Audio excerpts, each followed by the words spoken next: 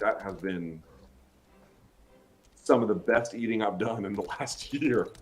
I've consistently, every time I go to a Mexican place, fajitas, bro. In the video, the documentary, episode 6, you see me and BC go to a Mexican restaurant. I specifically asked the cameraman who was local at the, no, excuse me, the sound guy. The sound guy was local to Vegas. He was like, you got to check out our 24-hour drive-through weed spots here. I was like, yo, 24-hour drive-through weed spots in Las Vegas. Holy fucking shit. I have disparaged this city in all the wrong ways. I asked them to take us to the Mexican place, and then you can see me in there complaining how much meat they gave me because they gave me way too much. What did I order? Fajitas. Fajitas. Easy. You can control every element of the apportioning. You can get all your fats, all your proteins, all your carbs. You can stay within your caloric total. It's delicious. It's just great. It's a great option. So there you go. I hope that helps. With Brendan Schaub's departure from Showtime, does this mean we will never see another episode of Coast to Coast again? Well, you mean like the Showtime thing we did? Yes, that Showtime thing won't exist anymore. Might you see a Schaub and Luke collaboration? I certainly will. Let's see. Hey, when Daniil Dariush returns, who would be the best matchup for him to move toward the title? When Daniil Dariush returns, who would be the best matchup? Okay, let me take a look at the rankings and see, because that's good. When I say the best, you have to sort of ask also, like, okay, there's the wish list, and then there is the actual list, and where that might place you. He currently sits at 3. Charles is your champ. 1 is Gaethje, 2 is Poirier, 3 is Dariush, 4 is Makhachev, 5 is Chandler. 6 is Dos Anjos. Dos Anjos has a fight coming up. Maybe if he wins, you could do that. That would be a possibility. If Fiziev wins that, he would probably still be a little bit outside. You've got, don't Chandler and Ferguson have business coming up? And Hooker too? I think Dan Hooker coming up. And you got going on? Arnold Allen, UFC Fight Night. Something like that. So I would say that the best possible answers are going to be something in the neighborhood of the winner. RDA if he wins, potential Ferguson Chandler fighter, and then potentially Dan Hooker after that. That fool has finally done it. Luke, I want to know your stance on the vaccines at this point in time. Well, that's a question. Or excuse me, that's a declarative statement, not a question. You mean like all vaccines? The vaccines. Well, in general, I would say vaccines have been. I didn't enjoy getting the anthrax vaccine. That one sucked. There were some side effects from that one. I had to get 3 doses of that one too. That wasn't all that fun. Probably some things they shot me up with at boot camp. I don't even know what the fuck they were. That wasn't all that fun. I'm not sure how much medical benefit it conferred. If you're asking about the COVID vaccine, I'm extremely supportive of them. They have been, in general, you know, the polio vaccine that I have and the chickenpox vaccine, I am glad that we have little miracles that in some cases outright prevent, or in many cases, certainly negate the effects of the disease. And I think that I am grateful to the scientific establishment for creating them. I don't really have any, you know, you can make some conversations about which ones are better than others, whether COVID or not. But I think very highly of them. Here's something I just want you folks to consider. Less about vaccines specifically, but you ever wondered what actors and actresses do when they have to get in shape really fast for a movie? I was trying to figure out. Well, I'll just say this. I'll state it simply. Like, you know, you guys all know Jesus Christ. America has a certain tolerance for the suffering of its people in ways that I cannot quite explain. We are indifferent to school shootings. We are indifferent to COVID deaths. We are indifferent to vehicular deaths. Although I will say, I gotta say, one thing that was interesting going to Colombia, as many times as I've been, they have in certain ways much stronger protections about other forms of societal troubles, but they're much laxer about their tolerance around vehicular trauma and death. Like, dude, there's a lot of people in that country unit relative to ours, population-wise, that get maimed and killed in traffic accidents. It's crazy. It's crazy, and they drive like fucking maniacs. But in this country, I feel like we have a certain numbness to the suffering of others and our political and other forms of will to do anything about it. And of course, all of these problems that we see, whether they are inner city problems, whether they are, there's not enough rural hospitals, there's not enough being done about homeless populations, wherever you may go, not everyone can care about everything, and not every solution to a problem is all that available to us. But we generally have I think relative to our peers, a much stronger tolerance for the suffering of one another without interfering and doing anything about it. We just had, it's Biden's fault, but we just had 41 million, I think it was 37 or 41 million American U.S. children fall back into poverty after some of the pandemic protections were no longer extended. I don't know that anybody cares. Again, we have school shootings all the time. People say they care, but there's no really political constituency or will to get this changed. And then, we're going to run up on 1 million COVID deaths and no one really cares. And you sort of go back to like what our peer nations, like a Denmark, virtually all of our peer nations, I think all of our peer nations have lower death per thousand on COVID than us. I think we're the worst among any industrialized nation, certainly as it relates to Italy and the Frances and the Germanys, that are far, far worse. So when I hear these arguments like we did too much with COVID, I'm just fucking laughing. I'm like, okay, all right, everyone's been at their plan. This is the one thing I just want you to think about on this a little bit. I grew up in an era. Imagine this.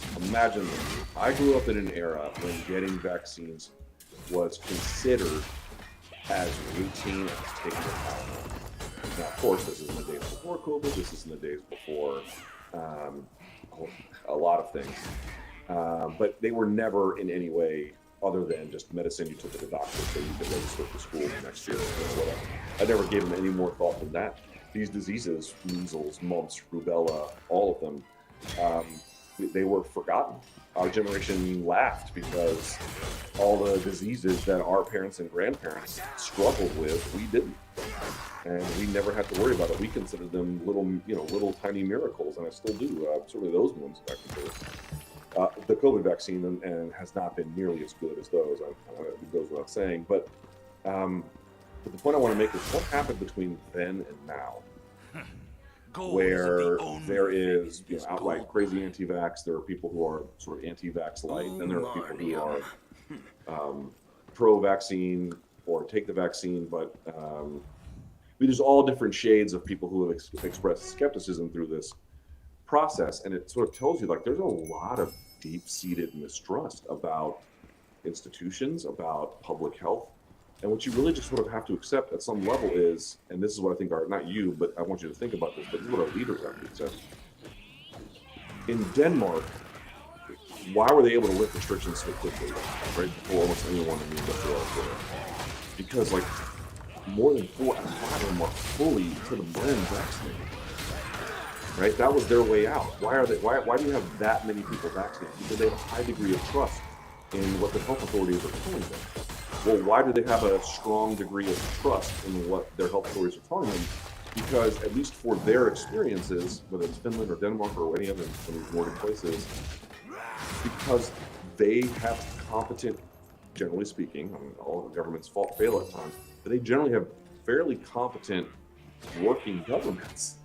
And they, whatever their problems are, they are a fraction of what the years of elite leadership failure have caused here. There is just a large portion of this conversation that is happening by, when I'm trying to articulate to you, all of these things, I don't want to wear masks, I don't want to do this, these policies that combat COVID are all bad, or all of this resistance to doing anything in the name of public health. It's not that in each case there aren't best practices, we should do this and we shouldn't do that. All of that is true. But this general posture of every time public health advocating for something and the other crowd saying no, what it tells you is that it's not, the argument about its limits is real, but not to the point where we're not, I'm not going to get the vaccine. I mean, again, and there are circumstances where medically it would be unwise for you to do it, but the vast majority of people not doing it they would not fall under that rubric. But the reason they don't take it is because there is a distinct lack of trust. And that distinct lack of trust is what you need for a society to even have public health to begin with. However, if there's not massive failure, not even I never heard of Fauci until COVID. Not even that. Rather, not just that, years of elite leadership failure in government, in places like public health, inconsistent messaging, inability to enact meaningful reforms, making sure people have their voices heard. The poor governance that we have resulted in an outcome where there was less trust of government, less trust of institutions, less trust of even the public health sector, which I had naively assumed was largely removed from some of the complaints about utterly reasonable complaints about failed governance. But the reality is it extended to them too, and of course they have reasons for that that are perfectly reasonable. I'm just trying to point out to you, I lived through a world where we didn't feel that way. And I'm not sure that the medical technology has fallen off so much so that I can explain the difference in attitudes towards vaccine when I was, say, 15 years old versus now when I'm 42 by a decline in the quality of the vaccine. Right. It's finished. Investesc pe bursă de mult timp. Știu exact ce fac. Știu exact cum să investesc. Guys, but now everyone can invest. XTB offers global stocks. În plus, fără comision. Eu investesc în mări. Eu prefer indicii bursieri. I mean, yes, the COVID vaccines aren't as good, but I mean, and I guess the process was rushed, as you know, your polio vaccine, that's really good vaccine, right? I don't mean that, but What did I tell what I'm trying to explain to you is what explains that drop off and what explains all this pushback. Yes, Pfizer is out to collect as much money as possible. Yes, of course. Yes, of course.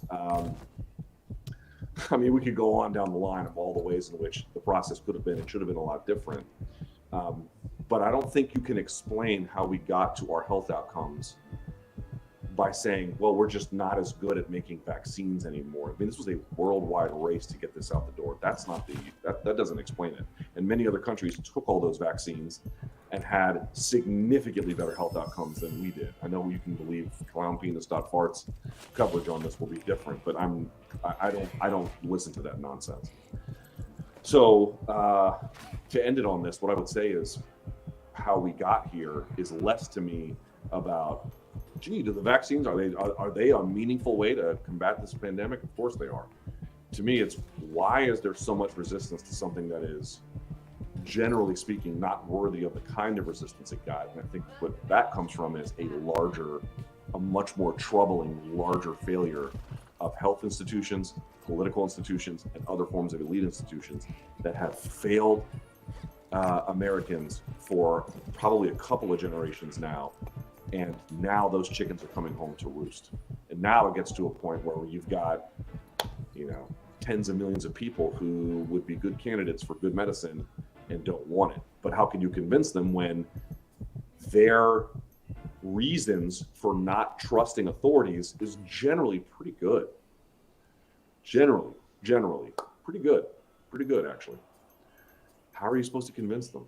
I can't do that. All right, I don't know how many of your questions are paid, but if they are, I'll get to them here. Let's try this. I know some of you are going to hate that answer. I'm sorry. I'm always going to have one opinion at a bare minimum you hate. Try to just look past it and wait for the next opinion you don't hate so much, if you can. But you listen, man, y'all want me to be honest on this thing. You want me to be honest on this thing, you're going to get answers that sometimes you don't like. What I'm asking for you is to see that we are humans sharing this experience together and that we don't always have to agree. There's lots of you I don't agree with. Okay, we don't always have to agree, but what I'm asking you for is express your disagreement, tell me I'm wrong, you can email me, you can say all the things you want to say, but just please don't abandon this if you like this experience because I have opinions on one or two things, maybe more than that, but hardcore things that you don't like. There might be actually a lot of reason for common cause. All right, let's see. Let's check this out. There's more than I thought there'd be. All right, let's see.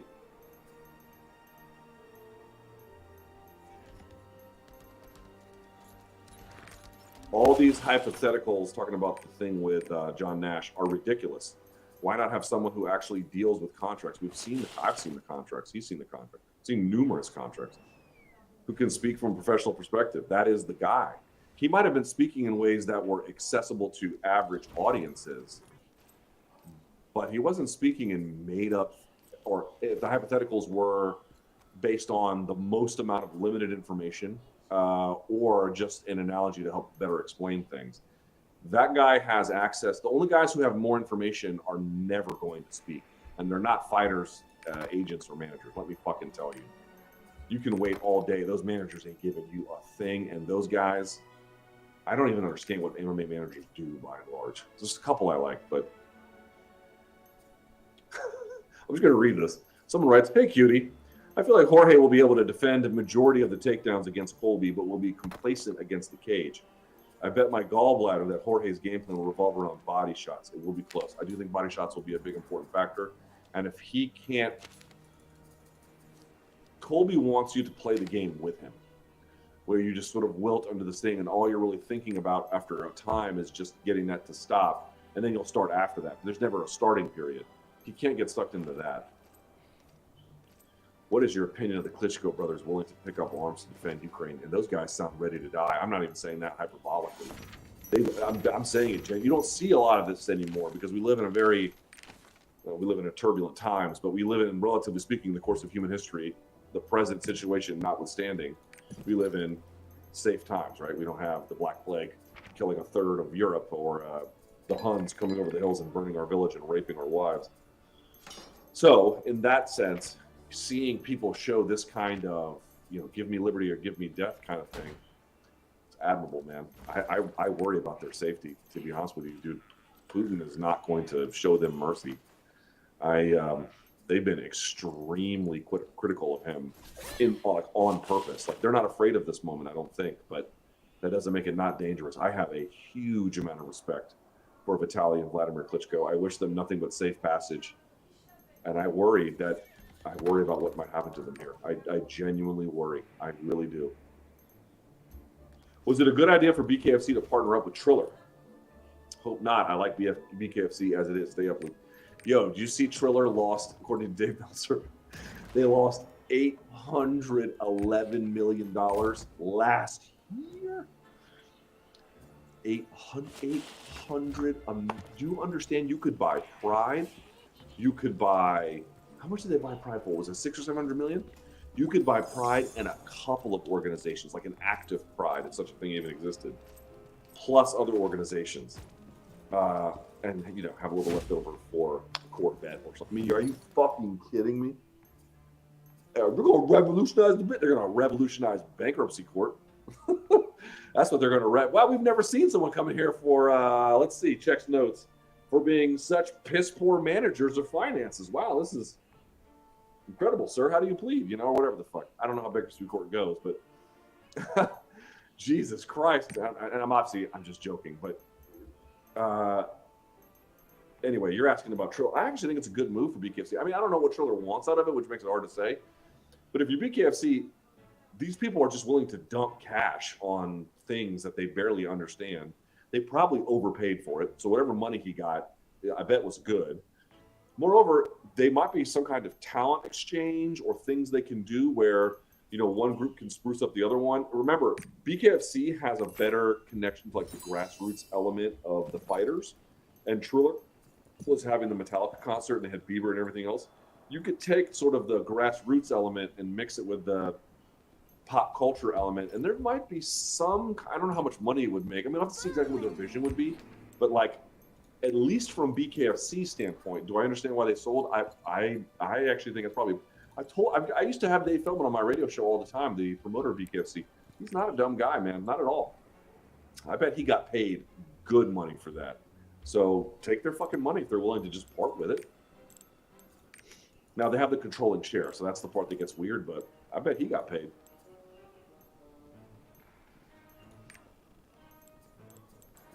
Okay, Alex Volkanovski versus 3 possible champs at lightweight. Okay, Charles, Justin Gaethje, or Islam. Which would you like to see more, and which would be more challenging for Alex? Any of them would be great. I would want to see Atunci când gâtul iritat te afectează și vrei să știi ce îl calmează, drăgușeala nu te lasă să vorbești și vrei momentul să îl depășești,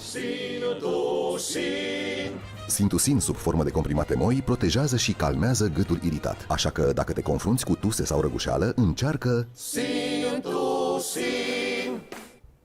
De ce să dai o grămadă de bani pe un telefon nou când poți să-ți iei unul second hand, ca nou, de pe flip.ro? Pe Flip găsești telefoane second hand, verificate tehnic și cu 30 de zile retur gratuit. Doar acum ai garanție dublă de 2 ani și prețuri mici de tot. Intră pe flip.ro.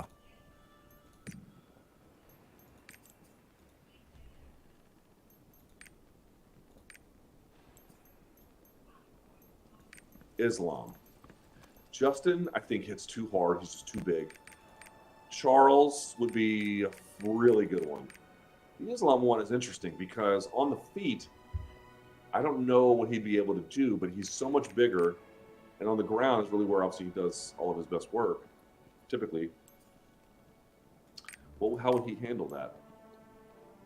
It's a good question. I don't know. Can we talk about Bruno? Dog. I think I've played that song, I'm not kidding, 75 billion times. That's a conservative estimate, maybe 78 billion, something like that. Not just in English. And no se habla de Bruno. The whole bit, man. The whole thing. I've watched every angle of it. Jesus Lord. You know what? I have a different perspective on it, Kanto, than when I first saw it. You know, I gave it a kind of a so-so review. Not that many of you would care about this, but you know, it was my daughter's first movie, and I didn't realize how much I was kind of watching her. I missed a ton in that movie when I watched it, just like without having to worry if my daughter is going to start, you know, shoving M&Ms up her nostril or whatever. And so when I was able to watch it, you know, second, third, fourth, billionth time, I really began to see sort of the real beauty in the movie. And I enjoyed the songs a little bit more. My one sort of criticism of Lin-Manuel Miranda, is that his name? His songs are so wordy. It's like, dude, you don't have to stuff as many words into there as possible. You can edit some of that out. But other than that, I've really had a bit of a change of heart. It's a beautiful movie, and it's a beautiful demonstration of, you know, a lot of different things. But in part, some of the magic, you know, the magical realism, as Gabo used to call it, of Colombia. Holy fuck, this guy just left $100. Thank you. That's very, very generous. Let me hit one up. This person writes, oh, it's Ian. Ian's from DC. What's up, Ian? Thank you, bro. Halfway through the John Nash video, thanks so much for this. Encouraging intellectual conversations in the MMA space is so important. Thanks so much for all the content and for making Morning Combat the best show in the MMA space. Best from DC. Go Commies. I'm not calling the Commanders Commies. I might call them my old team if they go to fucking Loudoun County, or where is it, Prince William County? Excuse me. As a staunch 19-year-old capitalist, reading Piketty's book was pretty insightful. Thanks for the good read. Why do you feel the MMA community leans far left? They don't lean far left. They lean to the right. Oh, yes, I mean far right. Yes. I don't fully understand it other than here's my best read on this. I used to have very different views, but at the time, yeah, they were more right-leaning libertarian at the time. I was in the Marine Corps. It just attracts that kind of person more. I noticed that in the enlisted class, I actually got along with this. Maybe you will like this, maybe you won't. I fucking hate Hillary Clinton, and I hate the Clintons, and I hate, well, he was better than a lot of choices, but like the cronyism of Terry McAuliffe used to drive me up the fucking wall, you know?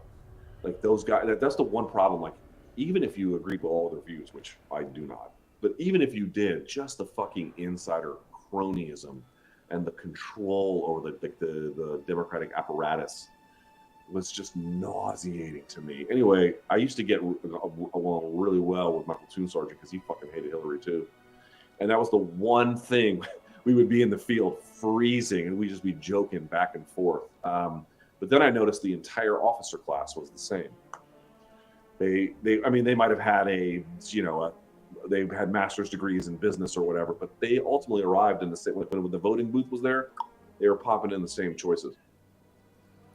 It just attracts that kind of person more. There are those kinds of people who hold those kinds of views are much more attracted to, I think, places that are seen as ruggedly individualistic. Obviously, the military is not in that sense, but these sort of patriotism generally, I would say, is much more common among right-leaning than left-leaning. That's a big part of it. And service to nation, I don't know about that, but it just is better about attracting those kinds of people. People who hold the political views that I do, I don't think see themselves aligned with military service as a way. And this is a broad generalization. There's many people with my kinds of views, but as a rule, like there was much more of the opposite kind. I don't think people with my political views are, as I am, moved to national service or the benefits of military life, and also just being around people who are not like you. People don't want to do that these days. They don't want to be around people who are not like them. I'm only around people who are not like me. You know, I'm only online. I'm like that, and maybe so not so much BC or whatever, but when I go to an event or something, no one agrees with me. It's all the opposite. So like, there just has to be this self-selection, this recruitment along what lines ideologically, like what specifically is it that is pulling them there. I think there's sort of the masculinity involved, or the perceived sort of masculine culture, some patriotism on the military side. And also, dude, I will say this, for people who are far right-leaning, not far right-leaning, that's not true. What I mean is some people who have some right, when I say far right, I mean like people who have got tiki torches in Charlottesville. I'm not talking about that. But what I will say is there, and you did see this a little bit in COVID, there are people in combat sports who are just a little bit more out there, and sometimes that can be out there in a good way, where they're just free spirits. It can be out there in a bad way, where they can be manipulated by others. But like, there's a lot of just like, weirdos in a good way, kind of doing their own thing. And that doesn't dovetail nicely with right-wing politics per se. But what I mean to say is that you get some of the same things that bind people who do have those views are this mistrust of authority, this rejection of rules, that kind of a thing. That has, even if they were far to the, well, they wouldn't be far to the left, even if they had different political views, people who are aligned in that way, I think, tend to be attracted to those kinds of worlds.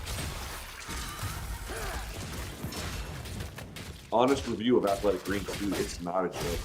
I'm on my personal channel. I could just skip this question. I'm answering it forthrightly. Dude, I love taking them. Now, exactly what benefit it provides over the long term, I don't know. But they are delicious to drink. It's easy. It's an easy way for me to squeeze in some micronutrients that I might miss with my diet. It's a free cup of water, like in terms of just like making sure you're staying hydrated. I love it, dude. Even if they didn't sponsor us, I would take it. That's a real thing. Plans for the new studio. Oh, how about this?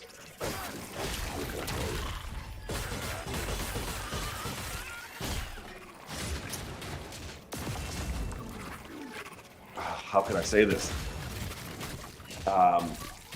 We haven't shown a lot of it yet. A lot. Not just that. There's going to be some special programming coming your way.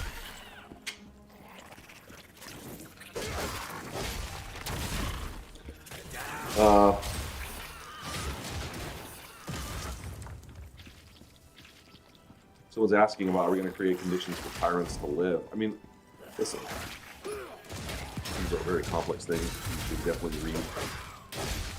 If you take one thing that I say from this, it is, hey, go read experts on this. Okay, don't do anything else other than that. I'm giving you merely my opinion, but I'm asking you, if you would like to know more about this, please go read about it from as many sources as you can. But in just terms of like, having served in the military and my limited capacity, I thought it was simply a it's a hole cruel created and by the unfair world. It would be potentially catastrophic and utterly unnecessary for the United States interests to intervene in the Ukraine. If they keep going, well, then you have some problems. But there's at least, I saw one person theorizing that Russia's military, yes, it has nuclear armaments, but their ability to fight a ground war is actually not nearly as robust as people might imagine. We might see evidence of that. I don't know. We have to see how this kind of goes, but whenever we talk about military might, we can talk about, unless they mean drone wars, I don't know. But we really have to think very carefully about our interests, how we preserve them, what matters, when we have the cult of violence, dude, going to war with a nuclear power over a territory that I feel this is going to be this could end up being one of the great calamities of your life, depending on your age and how this goes. It could be.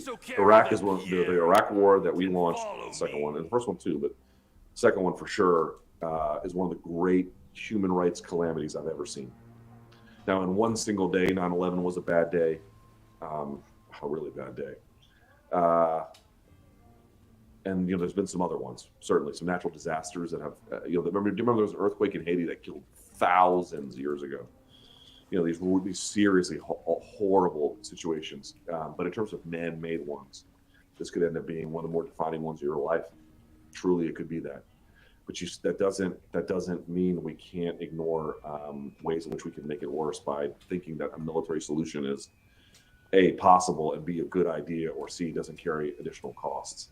It always does. It always will. And these things, and here's another thing, dude, war is not only nasty, it is unpredictable. It can go in a lot of different ways and set in motion a lot of different things you never intended, right? ISIS, right, is a big thing, So exercising some restraint in the form of peace and delivering sanctions, that was the only card. Listen, I don't think you guys have ever heard me say a nice word about President Biden, and you may never. Do not like him. Didn't vote for him, wouldn't vote for him if my life depended on it. Don't like him. Don't like him. But I don't know what other card, whether he was an officer or anyone else, had to play. Military intervention, to me, is not on the table. And now you had sanctions in 2014 that Congress holds, which will just live there from before, and you're now going to add on sanctions that begin to remove them from the global financial system. I think at this stage, that's all we really can do, at least while preserving some rational sense about things. It is an uncomfortable and awful situation. Ești răgușit sau ai gâtul iritat? Ia Fend Extreme și... My contribution to your next haircut. Thank you, Josh. Is there a way to support the chat that is not tied to contributing to the super chat? Yes, I'm working on something. I got to get to the new studio. Thoughts on the Texas bill focusing on trans children and their parents being investigated? Didn't I see that there were like 5 DAs in the Dallas and nearby area that said they weren't even going to prosecute this? This will be challenged in court and overturned. This is not going to last. In the meantime, this is I just don't understand how people can be like, I'm really concerned about my kids learning critical race theory in high school, and the guy who is the architect of that, who claims that this is a pernicious thing that has to be weeded out with quite literal book bans. He's pro-freedom, ostensibly, and yet he has enacted measures that suggest that this is all about making sure the parents were the ones in charge. Now, I've never waded into trans issues. I try to keep my politics as focused as I can on things that I think I can be beneficial on, which is not this issue. But just from a very basic logical standpoint, you can't claim to be a one to put power in the hands of parents, and then when parents, in conjunction with doctors, make choices about their children, now you have to remove them from this process.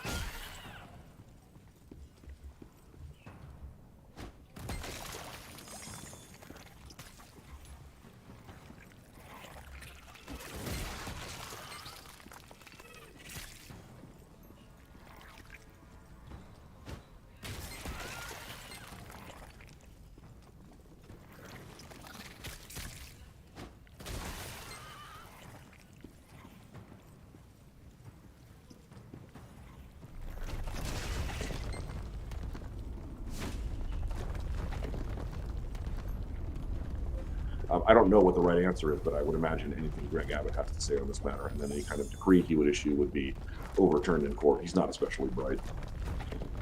All right. A couple more of these, and then we'll call it a day. Thanks for finding the time. I feel the same about Eastern European women as you do Latino women. Okay. Luke, what's the name of the book on BJJ roots and the rich bullies you mentioned? The names of the bullies were called the Juju Bray. It's spelled Jujubre. Juju Bray. Or Juju Bray, I'm not sure how to pronounce it. It's a Portuguese word. The book was, I will tell you, it was by Sam Sheridan. Sam Sheridan had a not a cameo, but a smaller role as one of the commentators. I think alongside Brian Callen in the movie Warrior. And he wrote a fighter's heart and a fighter's mind. I think it's a fighter's heart. That is in Sam Sheridan. And that is it. That is it, folks. I hope you guys are okay. I hope you're doing well. I hope you're safe. And my heart goes out to everyone affected by this madness. It ended as quickly as it started. I love you guys. Thank you so much. See you next time. This will be on Apple Podcast. Peace.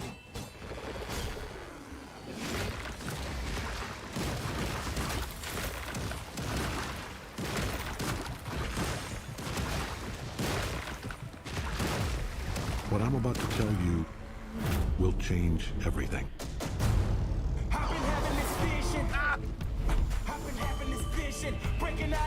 Oh my God! Okay, it's happening.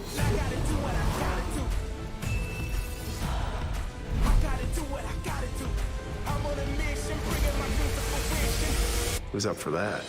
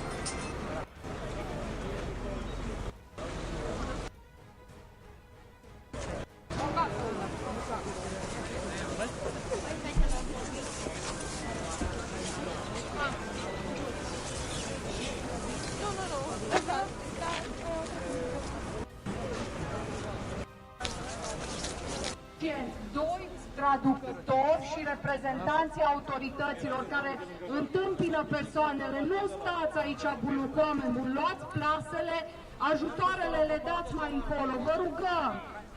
Pentru decență, pentru buna desfășurare, pentru că îi speriem până la urmă pe oamenii ăștia că nu știu ce se întâmplă. Vă rugăm, luați plasele de aici. Aici rămân 2 voluntari și 2 traducători.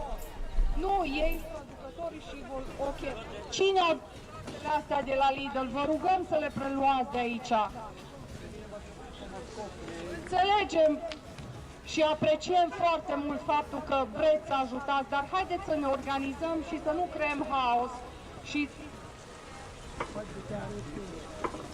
și autoritățile să nu reușească să-și facă treaba. Vă rugăm din suflet, lăsați liber culoarul pentru mașini.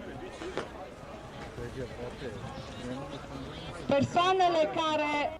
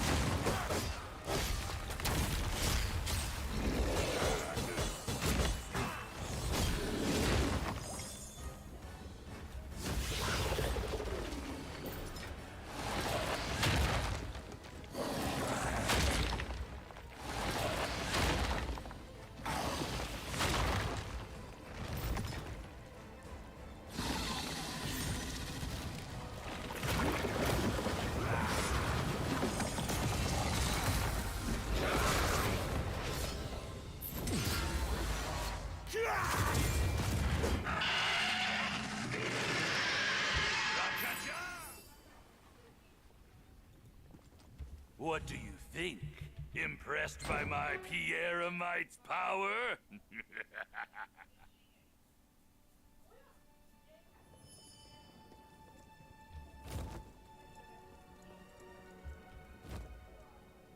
Oh, that accursed Balthor!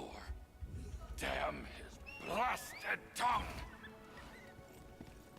Pierre, I brought His Majesty Caesar's response.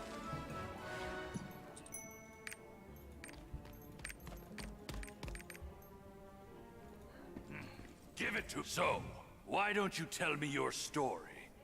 You're looking for the Ark of Arrogance?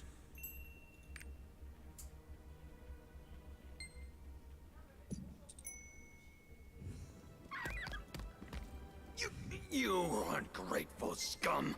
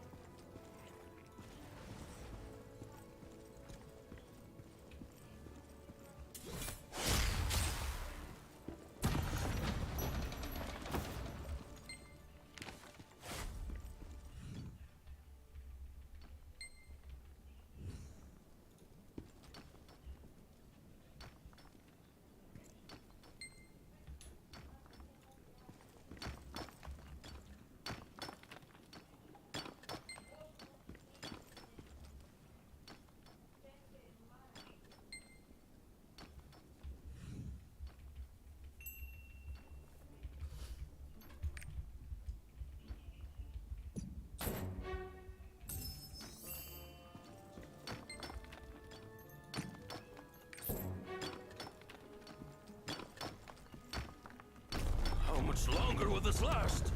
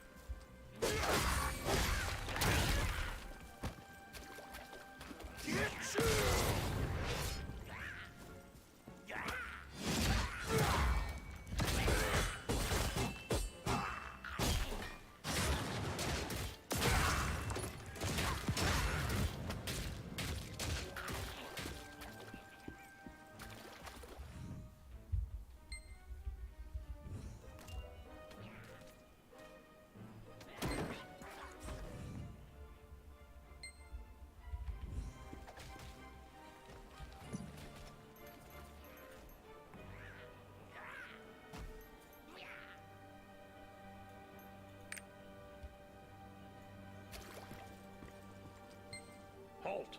This place is off limits.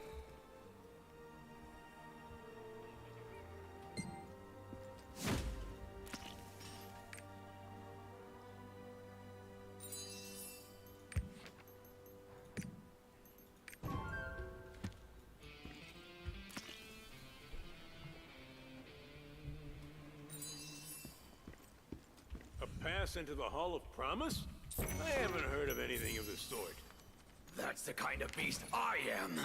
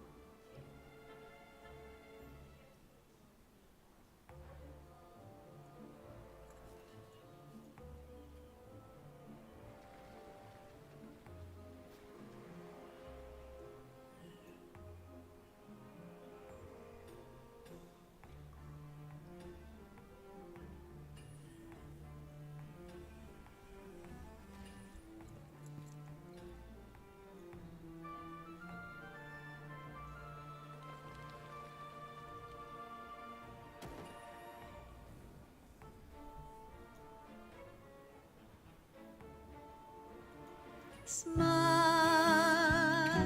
no matter what they tell you.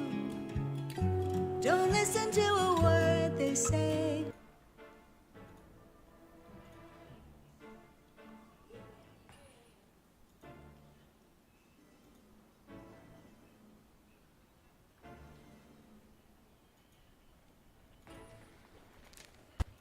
Right there. But I wish that they had it this week when you're like, BC, I didn't think it would go over me, vaping on camera, but would you like to freebase in the studio today? You just want to take it to the next level? Actually, I think the quote from BC was, "I'll freebase if I have to." I think that was the quote. MK always pushing boundaries. We do obviously have a fantastic show for you today. Set the weekend straight for the combat that is to come. We hit you up with storylines earlier, but we are now going to make picks, make them previews for all things.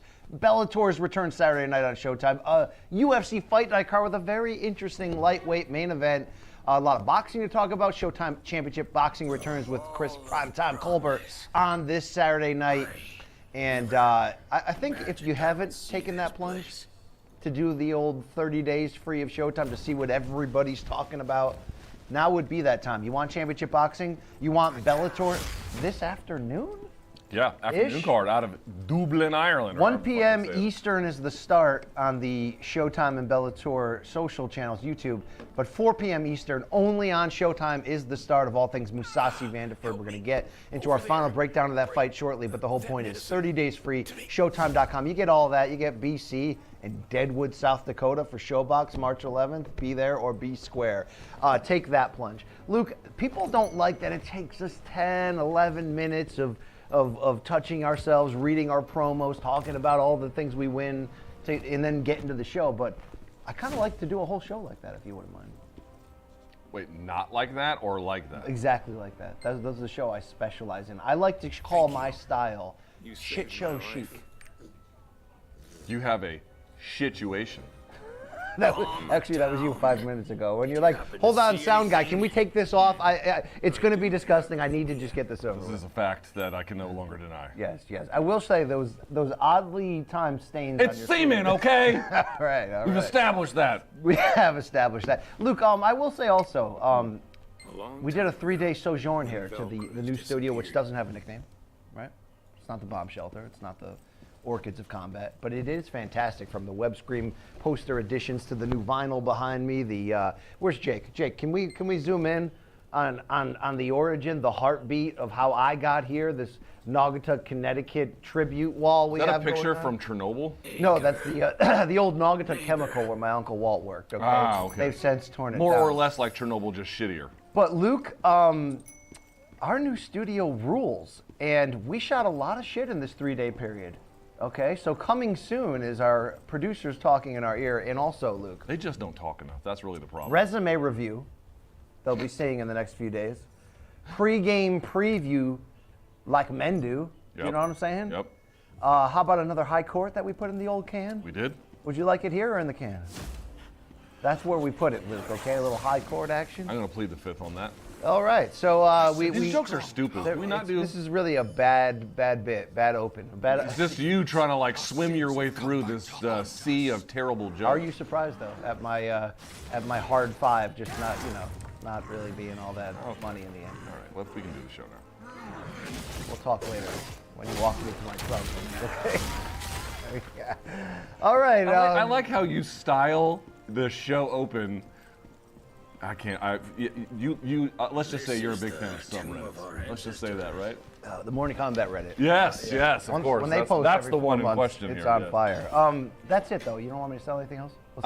Just as a reminder, morningcombat@gmail.com to email the show for Fridays Dead Wrongs, Wednesdays fan subs, and like and subscribe and all that good stuff. And we got to keep saying it. BC's on Showtime for Showbox, which is not this weekend, but Showtime Championship Boxing is back, folks. Showtime.com, 30-day free trial. You do not have to take our word for it. You can try it. If you like it, keep going. If not, go to something else. Can we shout out MK subscriber W. Kamal Bell? Yeah. Dude, you told me to watch his Bill. I did. His We Need to Have a Conversation About Bill Cosby series. Unbelievable. It's on Showtime, the app right now. Dude, that shit's real good. So W. Kamal Bell is a comedian. You may have seen him. He had a show on, I think he still has a show on CNN for some time. Yeah. He's done comedy. He had a show on FX years ago. He now has this multi-part documentary series on Bill Cosby. And like, yeah, he was a really great comedian. Yeah, he was a monster. How do we reconcile this? He's an MK fan, and I've seen him out like just on regular Twitter videos, got nothing to do with the show or anything about MMA, wearing MK gear. So shouts to W. Kamal Bell for being a real one. You think Bill Cosby's an MK fan? I certainly hope not. And we already have the French Bill Cosby anyway. We don't need the American true. one. David A. from France.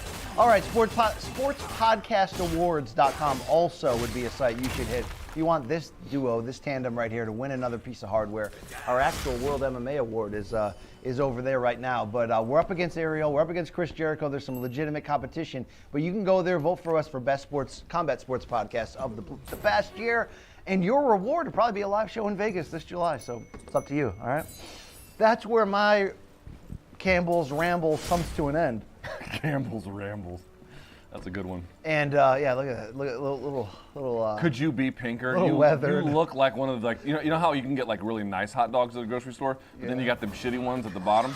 Yo, you're like the back of the pack, shitty ass hot dogs. I got a lot of work to do on myself. Would be the best way to say it. Okay. Oh, could I look? I mean, Jesus Christ. You look extra Armenian today. Which, no, I mean that as a compliment. You look like tanned and strong. You know? I was going over this. I don't look as bald with this. I am balding, but I don't look as bald with the lighting on this studio here. So I like that. Keep that so I don't look fucking horrible. You guys, when we go to like Tampa, they're like, hey, can we put a light right where Luke is balding and show that shit to everybody? Yeah, remember Doc number 3 where Jake's like, how do I make their skin look as jaundiced and just, yeah. Hey, were we fat in Doc 3? I know I was. Yeah, I'm pretty fat right now, but I'm turning it around, Luke. That's right. It's up to us as a people to start making some change. Let's go to picks, previews, the final speak ahead of this weekend's fights. Dude, How about was that English? It really was. To the people that understand, the people that get it. Those that know that they know. The English speakers did not get that. I am one of them. All right. We'll start out our preview with a look at UFC Fight Night, which goes down this weekend, Las Vegas from the old Apex. And it's a replacement main event in the lightweight division, but one we've been talking about all week. Beneil Dariush, he's out. In an opportunistic 10-day, 2-week notice, whatever it was, his name is Bobby Green at 35 years old. And he's threatening to climb this lightweight contention ladder and really potentially leap the pack as he's going all in against 9-fight winning streak, unbeaten for a while, looking to be all the goods at 155, and that is Islam Makhachev. Trained, mentored by Habib, by his late father Abdul Manap. And really, Luke, I've been going on YouTube, UFC Fight Pass last night, and rewatching the Saryukian win, and you're just like, man. He's good. I mean, all He's things really Bobby Green late career turnaround storyline aside, it might not matter who's walking through that door. Dariush, Tony Ferguson, Charles Oliveira. How great is Islam Makhachev? He's really great. He's really, really, really great. And shouts to Jack Slack, by the way, who put out a video sometime earlier in the week talking about how Makhachev's striking has evolved and how nothing will stop. Why are you treating me like this? How it aids his wrestling and sort of walking through how he approaches fights. It's a really good video. I strongly recommend it. So go check that out. Shouts to Jack Black. But dude, he's so solid. He's so solid. I realize that the one loss that he has in the UFC is a function of making mistakes, but those kinds of situations, he just doesn't really put himself in anymore. He's not reaching for punches in the same way that he used to. And more to the point, you know, Khabib, it worked for him. There's always like, there's no right way or wrong way. Obviously, there are best practices, but you know, there can be such variety in how guys fight. Khabib has a certain like get after it intensity all the time, where you just know like an attack is imminent. You just don't have to pressure exactly when. Makhachev has some of that. He just slows it down, so he takes his time. He's patient. It makes him less of a dynamic fighting presence in the way that Khabib was, you know, relative to that. But dude, you just watch the guy work. All the decisions he makes, they all are in line with everything else he's trying to do. The pieces of his game fit into the other parts, and he's got such a lead on his competitors in the grappling and sort of submission department. Obviously, getting the fight to the floor with the throws and the trips. That trip he hit on Saryukin was unbelievable. The foot sweep, and just how he dealt with a physical force who was always on him. Saryukin doesn't stop, and for a guy like Makhachev to slow him down and defeat him is big, dude. He is so talented.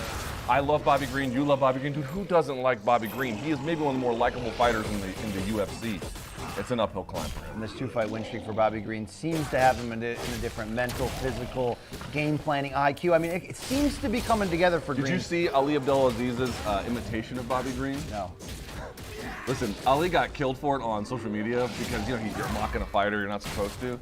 First of all, I would say everyone lighten up, number one. Well, you know, to be fair, Ali was Yeah, was, and certainly is still trains and stuff, but that's not the point. The point was it was actually, I'm not gonna say it was good, but it wasn't bad. It was actually halfway decent. He kind of got killed for it, but I just want to say I didn't think it was all that bad. I did not think So you could argue, Luke, that Makhachev in the original plan, of course, was the Dariush fight. Really is sort of already locked up #1 contendership. Could he lose it here with a loss? Of course, but he is next, we think, in the way history seems to be setting us up here for the winner of Charles Oliveira and Justin Gaethje to see Islam going there. Luke, changing from Dariush to Green, from a betting odds standpoint, from a style matchup, it seems to aid the idea that, you know, there's nowhere else to go for Islam but to the title after this. -900 favorite in this.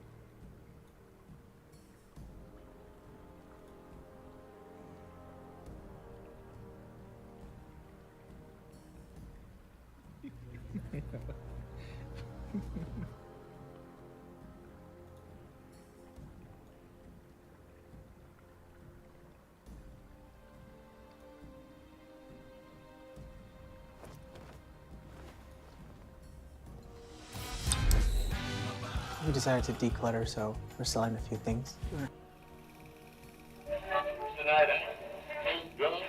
Ali Abdelaziz, my terrorist snitch. I know a lot about you as well, you mother rat. How's Noah? How's Noah, huh? Yeah, shoot you a milk. Say what you will about Conor McGregor, but he really knows how to pique someone's interest. And after he lost it on Khabib's manager Ali Abdelaziz, I just had to look into his claims for myself. And after doing a deep dive into Ali's past, all I can say is... wow.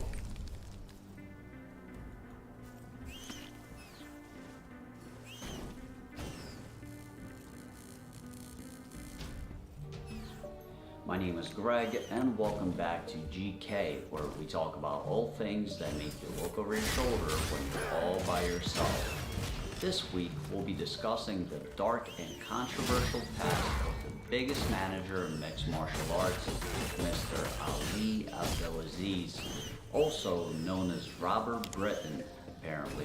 While he's had articles written about him in the past, most of them only shared surface level information and were written with a pretty clear agenda. The authors seem to genuinely dislike Ali, by extension of the most prominent fighter on his roster, Khabib Nurmagomedov. I, on the other hand, am a big fan of Khabib, therefore I will not just be spewing hate for the sake of spewing hate, and I also will not be directly accusing anybody of anything, so the word allegedly will be used a lot. What I will do is present the available information in the most non-biased way that I can.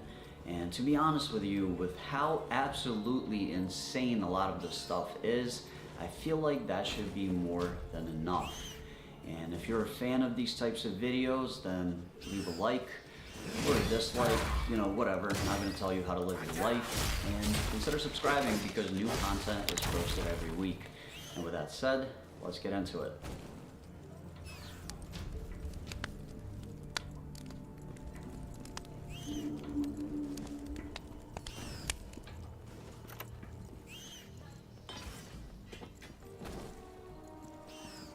Not a lot is known about Ali's life before the age of 18. It has been said, at least on one occasion by him, that he was involved in criminal activity from an early age. That seems to be corroborated by a claim from investigative journalist Mike Russell that there's evidence of check fraud charges back in his native Egypt, and that his brother is serving life in prison for a bank.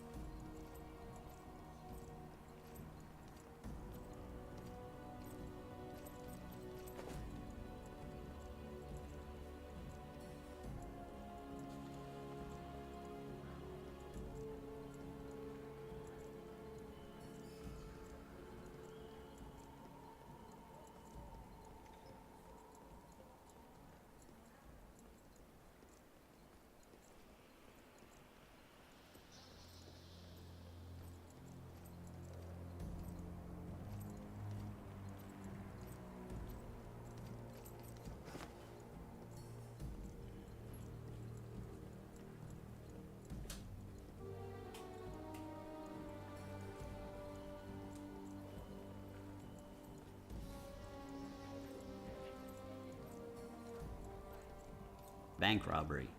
I'd label that as speculation though. There could be some truth to it, but I personally have not seen any evidence. His presence in the United States was first recorded in 1996 when he arrived at the Olympic Training Center in Colorado as a potential Olympic competitor in the sport of judo. The story is a little muddy here because there are no official records of him actually being an Olympian, and some say that it was simply a cover for entering the US. However, he is recorded logging in and out of 7 sessions at the Olympic Training Center between October 23rd of 1996 and December 31st of 2001.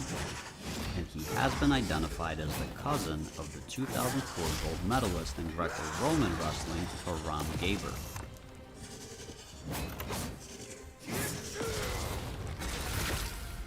It's claimed that around this time, Ali became involved with a group called Muslims of America, or MOA for short.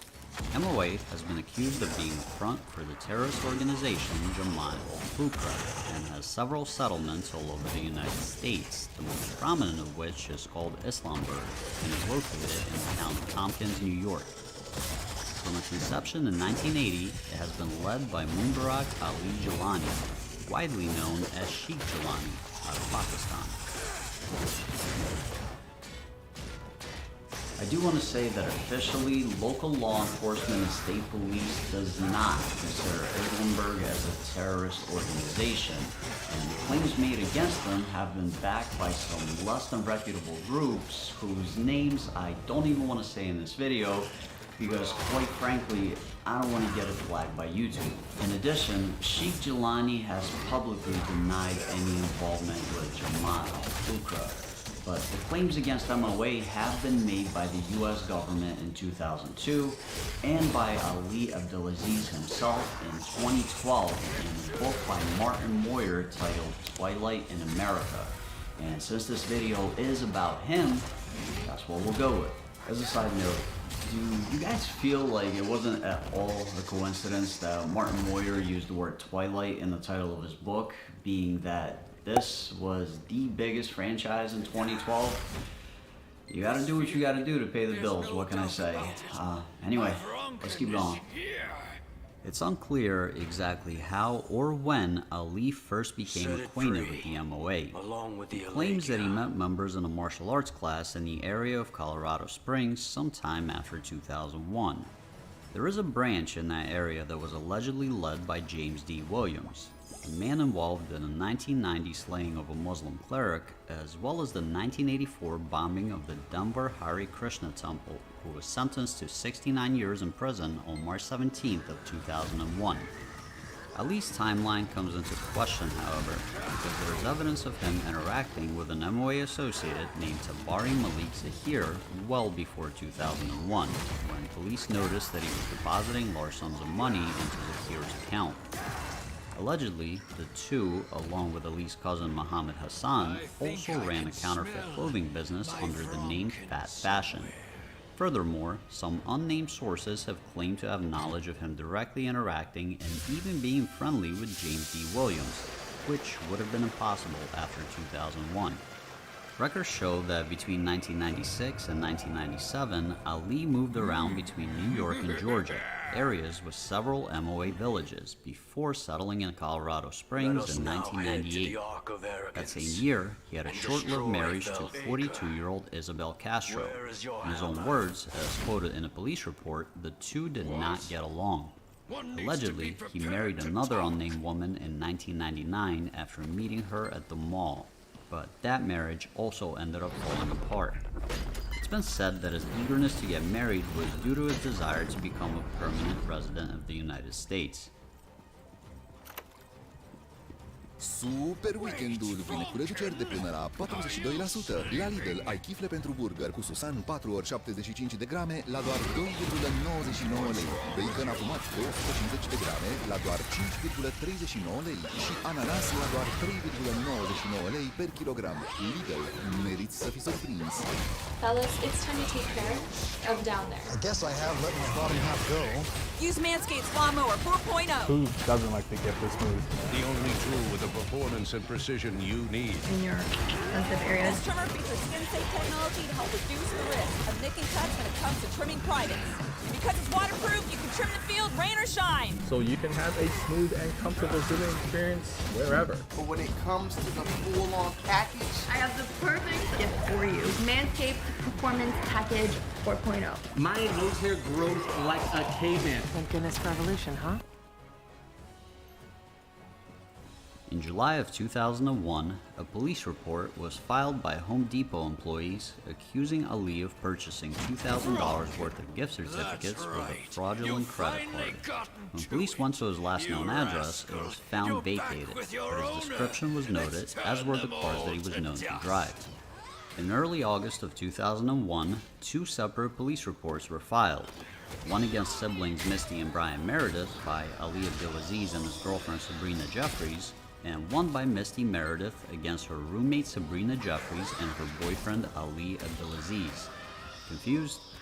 Basically, Ali claimed that his girlfriend's roommate and her brother, who resided next door, stole $500 in clothing and $2,300 in cash from their room.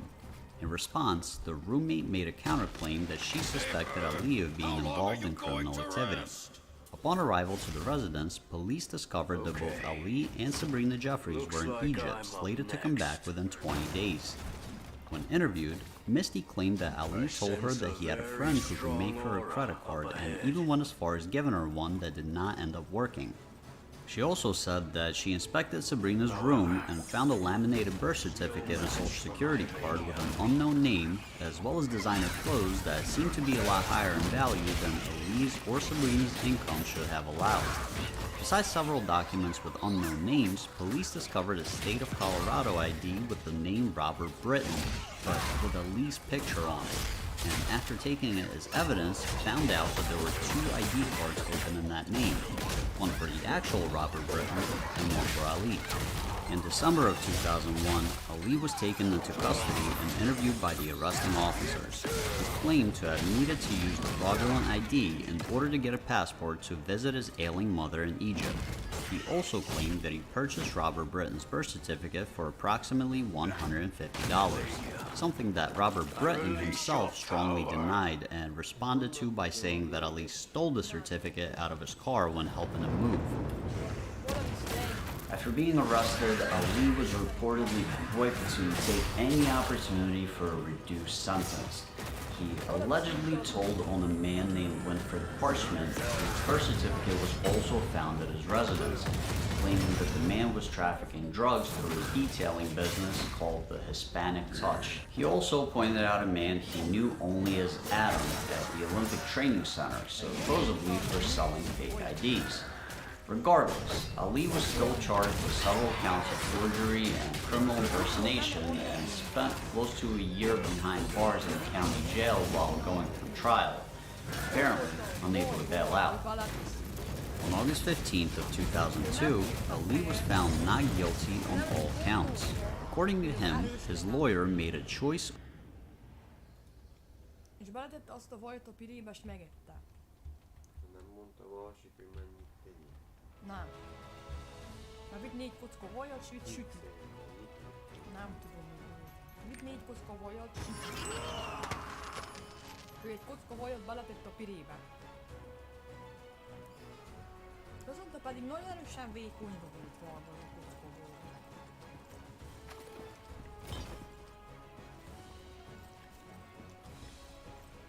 Azonta ő erősen megeresztette. Hogy azt sem tudtam, hogy hol. És csak feküdt az arra. Közben leadott képeket. Ott, ahol van, Carolnál, otthonról. És egyszerűen nem tudta, hogy hol van a 3 közül. Kívántatod. Azonban erősen megjegyett, már szerda volt, hogy másnak kell munkába mennie, bepalni. Erősen megbant, hogy nem hétvégén csináltam, mert akkor nem érdekeltem, nem érdekeltem, hogy másnap munka, bepalni. Azonta, ugye ezt tudom állni, 100 kilós. Azt mondja, annyira furcsa volt, hogy ezek nyom. Ott vettem érte, hogy valami baj van, már jogáztam, és joga közben egyszer csak fentről adtam mondani, hogy joga.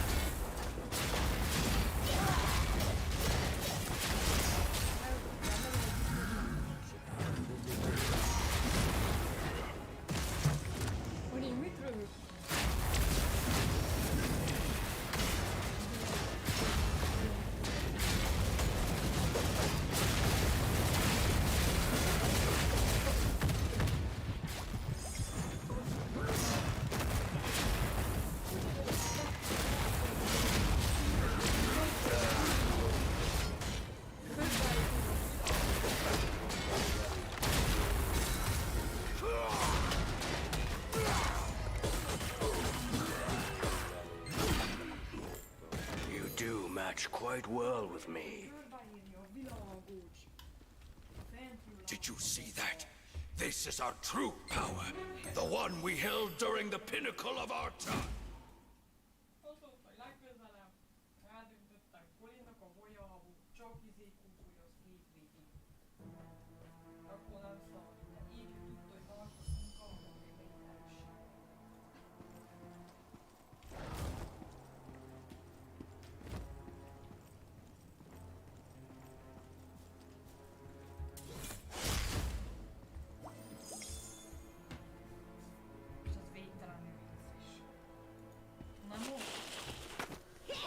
Ismerlek én téged.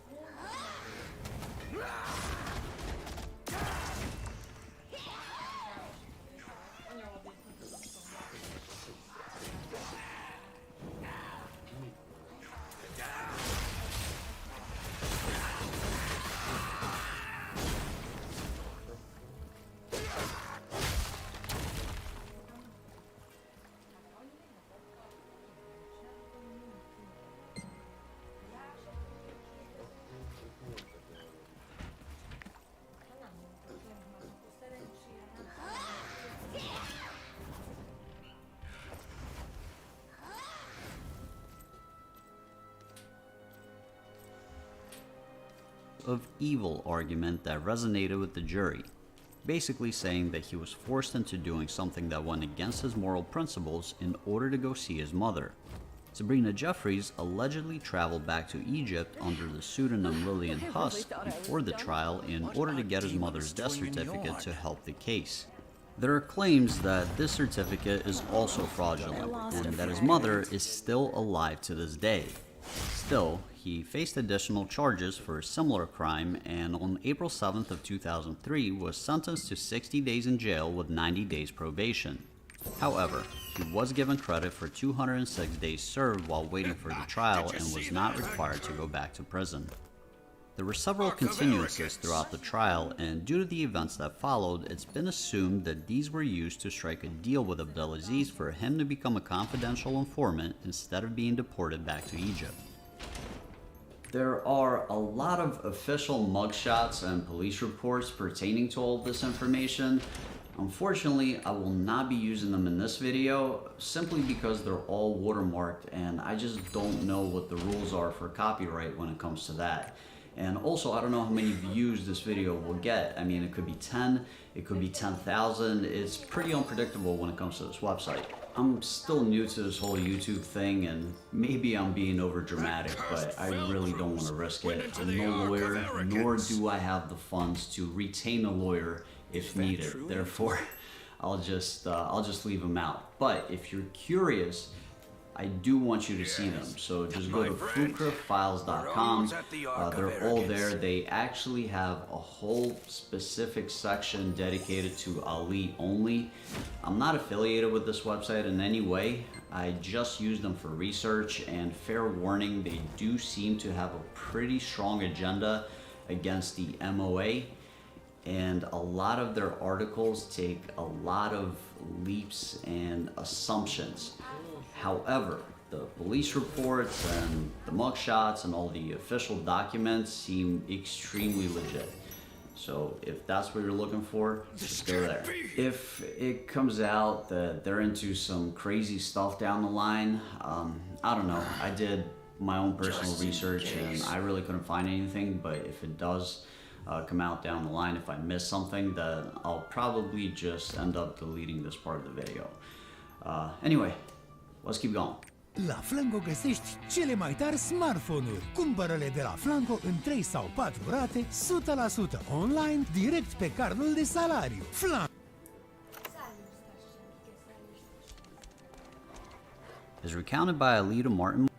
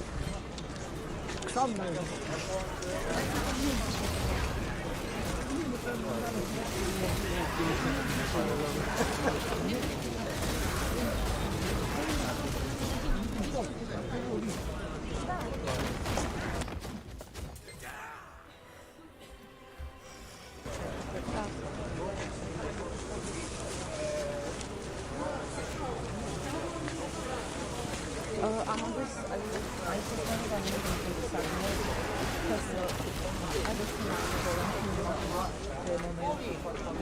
Avem la cor când voi să faceți parte. Eu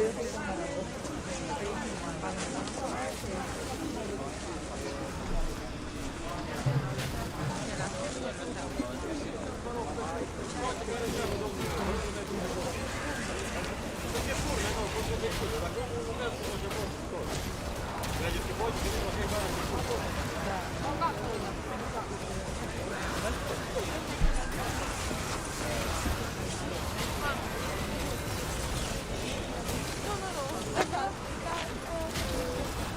Ania!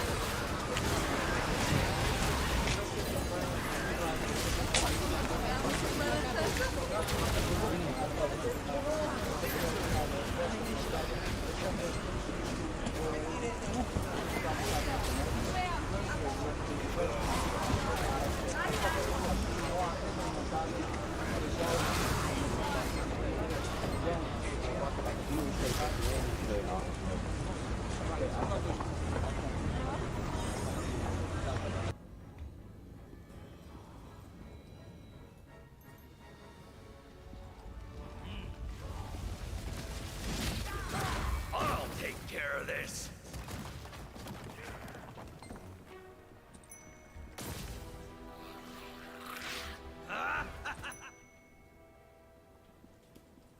I can't believe that idiotic Umar descended from Galatur. We'll guide you from this point on.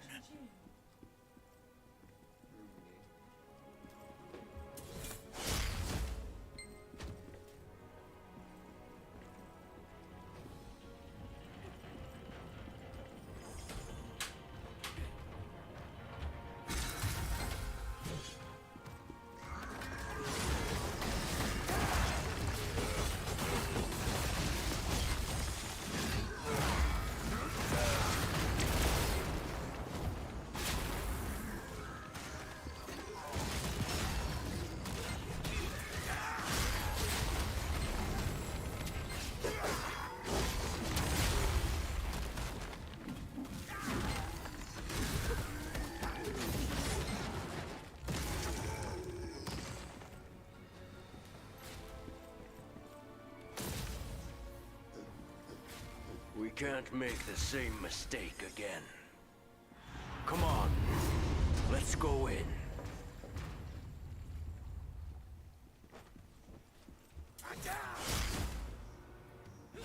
This is the forge we used to work at.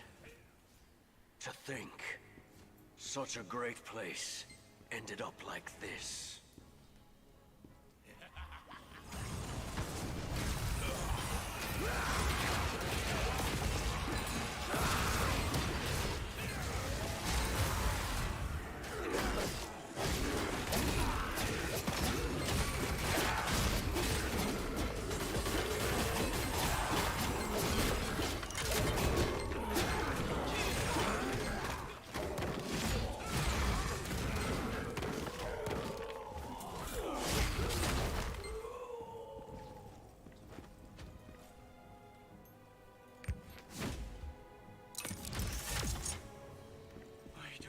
About using a demon's eye. Well, this is certainly a first.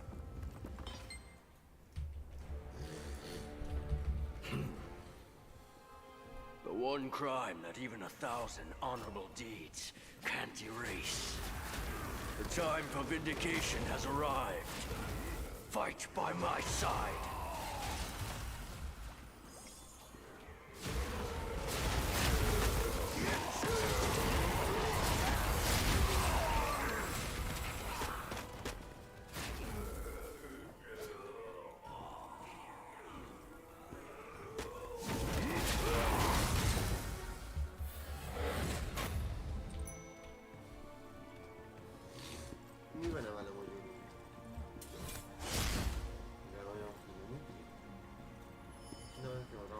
Our overconfidence in our ability to create things cost us our souls and our pride.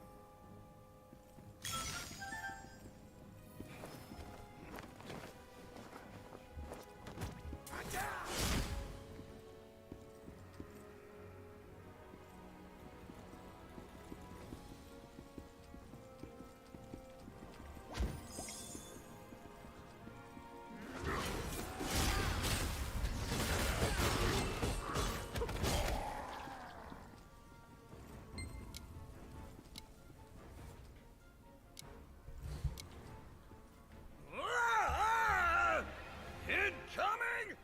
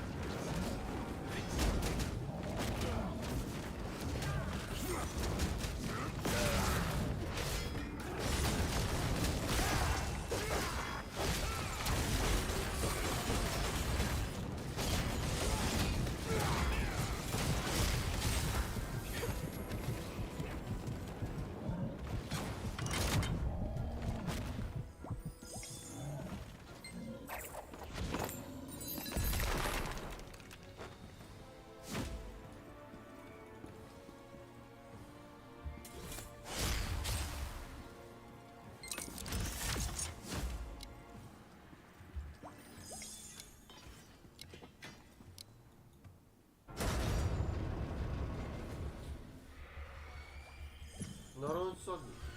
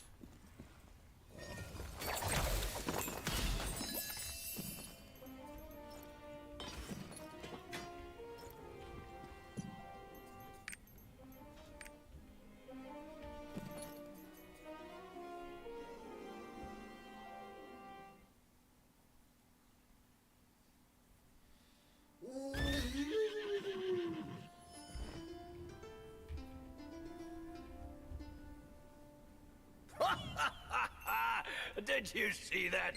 Velcruz was completely crushed! Velcruz is gone. Thank you for your hard work. Yes, Velcruz failed. Fight. You rarely see that in UFC. That's pretty rare. Yeah, and you know, we didn't do a resume review on him per se, but it'd be interesting to go back fight by fight over this 9-fight win streak and talk about the evolution. He's not Khabib, but he's got a lot of those qualities and the